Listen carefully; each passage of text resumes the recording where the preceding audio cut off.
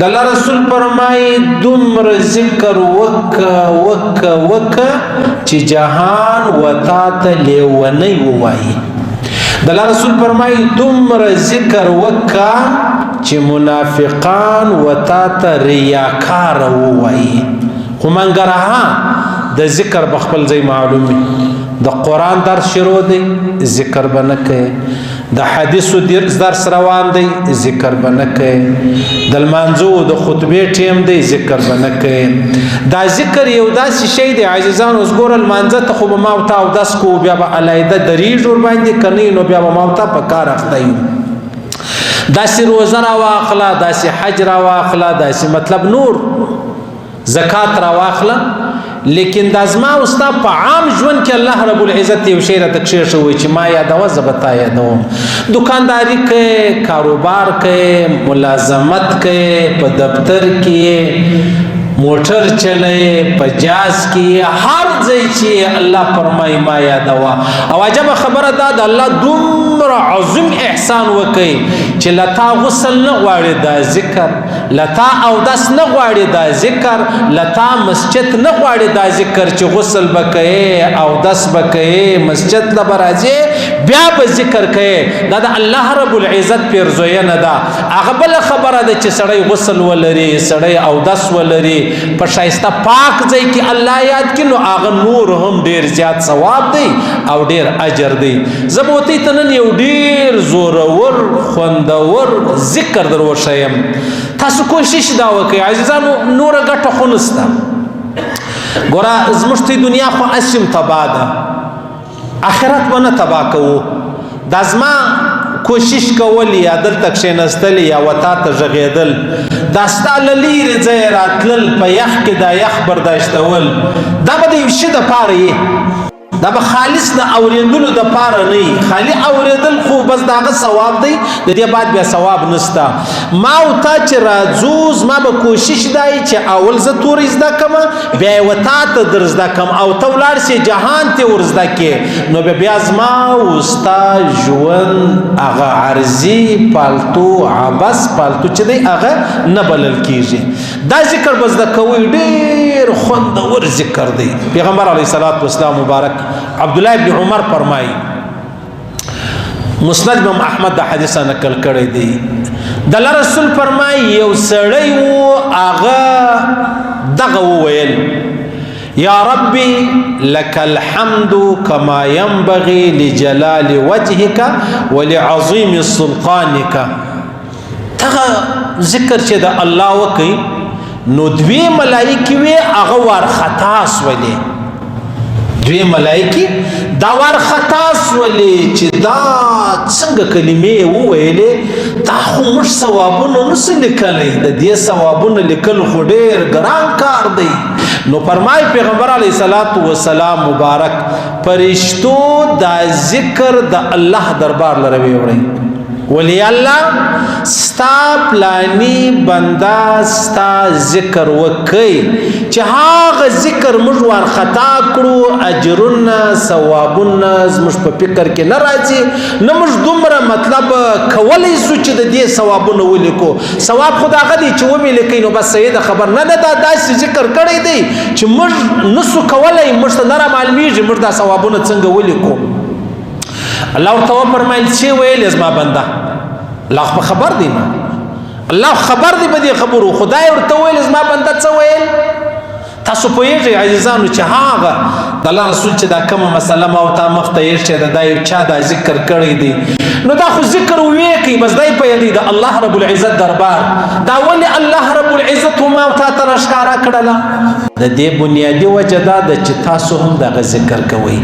الله رب العزت دومره عظیم ذات دی، د لمر د الله یو مخلوق دی، ټول دنیا ته بغیر د نفرت، بغیر د بخله، بغیر د تنګۍ وګر جهان ته رڼا ورکوي. په دې دنیا کې به تاسو څوک نه لیدلی زما د لمر رڼا ټوله تا ویوړله. ولې؟ هغه وجه دا د لمر الله دومره عظیم پیدا کړی دی. نو لمر مخلوق دی، الله خالق دی، نو الله ته هم دا خوند ورکوي لکه چې د لمر رڼا پر ګرد کائنات ګرځي را ګرځي. نو الله رب العزت چې کوم ذکر دی د الله لوی خو ډېر عظیمه ده هغه الله فرمایي چې تاسو یې کوئ په هر وخت کې کوئ. نو ورته ویلې دې فرشتو ته الله ویلې چې ویل زما بنده څه ویل هغه ورته ویلې ول یا الله قالا دواړو فرشتو ویلې ول یا ربي ازما ربا یا رب لك الحمد كما ينبغي لجلال وجهك ولعظيم سلطانك دا ویل. فقال الله لهما تبوها كما قال عبدي حتى يلقاني فأجزيه بها. الله ورته فرمایل تاسو داسې وکئ تاسو خالد دا ولیکئ بس تاسو دا ولیکئ دی چې کله بیا مړ شي زما ملاقات لراسي بیا به زه په خپله د دې بدله ورکوم ستاسو تر وس وتلې خبره ده چې تاسو دا اجر ولیکئ. زموږ سره دوې فرشتې را سره دي صحیح سلو دا مې نیکۍ لیکي رسته طرف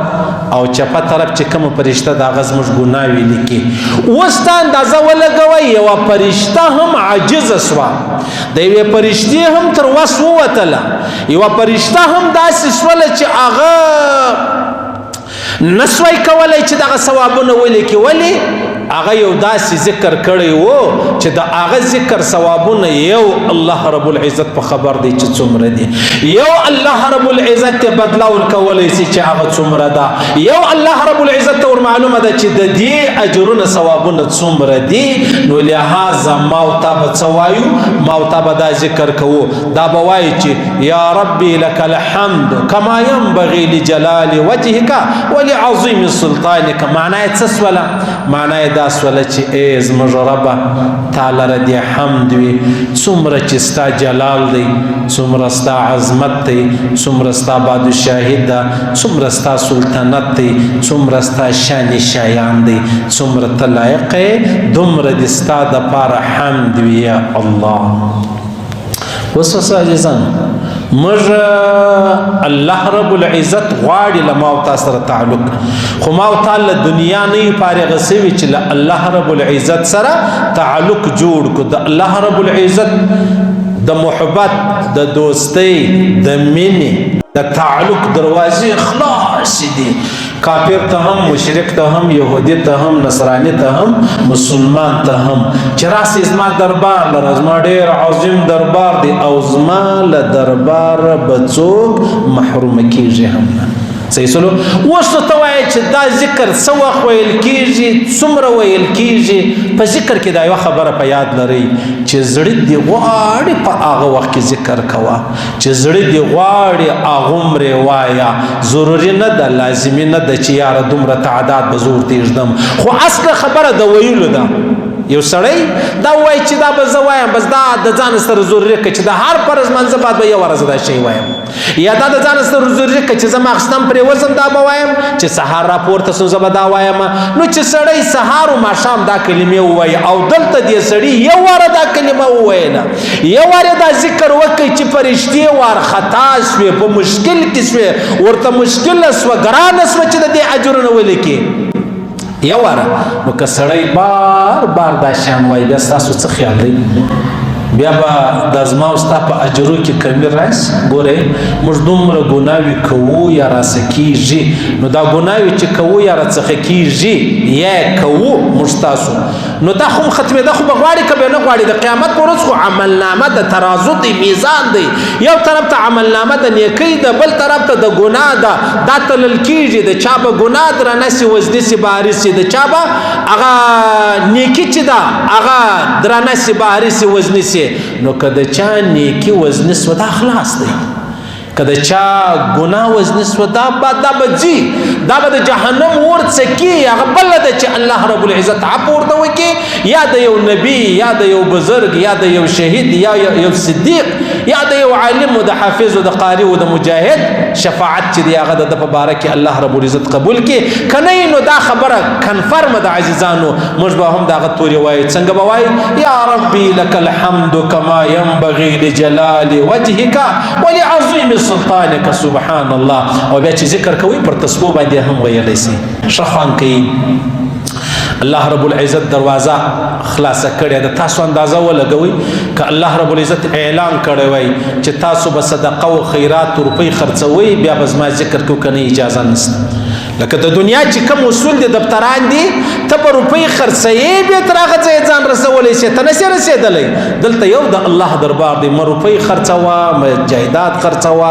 هېڅ یو شی مه خرڅوه راسه به د الله ذکر شروع که الله الله وایه بس تا ته به الله رب العزت پر دې باندې هغه ثوابونه درکوي چې فرشتې هم نسي محسوسولی فرشتې یې هم لیکلی نسي او فرشتو ته هم تعداد نه دی معلوم چې موږ به څنګه کوو او دا به څو تعداد د دې نیکۍ لیکو نو الله دې را نصیب کړي الله دې د مرګ پر حال را نصیب کړي چې موږ مړو دا ویا ربي لك الحمد كما ينبغي لجلال وجهك ولعظيم سلطانك یا الله ته موږ ته را نصیب کړه هر مسلمان ته ور نصیب کړه ستا رضا ور نصیب کړه یا الله ستا ذکر ور نصیب کړه او دغه ذکر او رضا په خپل دربار کې قبول کړه او منظور کړه